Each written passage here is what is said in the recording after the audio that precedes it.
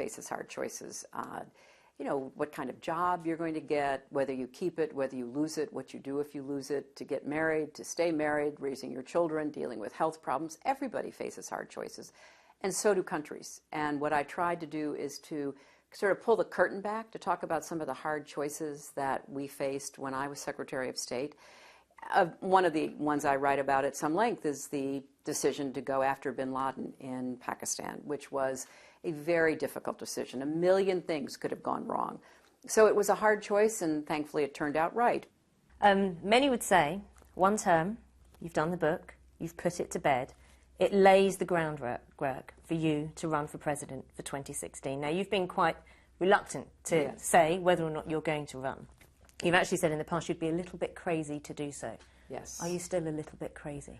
Not sure yet. I mean, part of the reason that I wanted to take this time and to write the book and reflect on what I had done is so that I could get a much clearer idea of what I want to do in the future. And also, I traveled to 112 countries. I wanted to travel in my own country. I wanted to see what was happening in my own country, and I've had the most extraordinary experience with this book, being able to do that.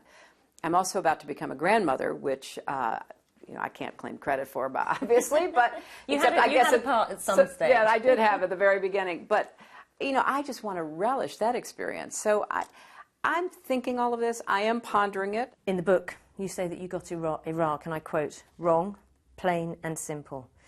With your experience in mind and the threat of ISIS, the threat of a caliphate, a separate state, the chaos that appears to be reigning in Iraq and Syria now, do you think you could have done more?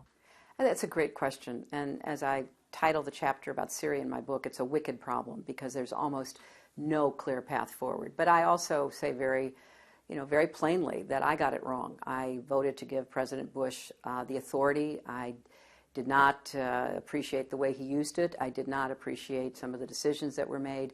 So I made a mistake. We've heard about troops being brought back in as special advisors, the US, 200 brought in to protect the embassy in Baghdad. Is it inevitable that the US, and by default perhaps, the UK, will be drawn back into the region? I hope not. I don't think that's in our interest, and I frankly don't think it's in the interest of trying to bring an end to the insurgent conflict inside Iraq.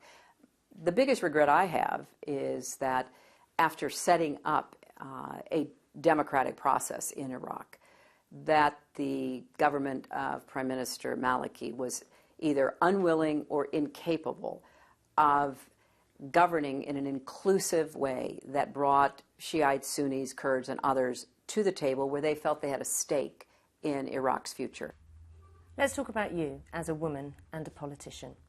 You've spoken about the scrunchies. Yes. The hairbands you used to tie your hair back. Yes. And actually said you maybe even considered calling your book The Scrunchy Chronicles. 112 countries, and it's still all about the hair. That's right. Does that depress you? No, it amuses me now. I mean, I think initially when I came onto the national scene in the U.S., it was bewildering. It was somewhat surprising. I'd been a lawyer. I'd had a lot of very interesting experiences up until then, and then all of a sudden it was all about my hair and many other things. But the more I've met with women in leadership positions, not just in government, but in academia, in the private sector, in journalism, there still is a double standard. It's unfortunate that we still labor under those kinds of preconceptions. But I think we're making some progress, and we have to continue. There's a documented spat between you and Vladimir Putin. And he said, it's better not to argue with a woman when he was questioned about that. It almost belittles your political standing to, well, she's a woman. Yeah, well, he's not the first male leader who's made a sexist comment. And I think it shows his limitations. It's unfortunate that a leader of a great country like Russia would engage in such rhetoric.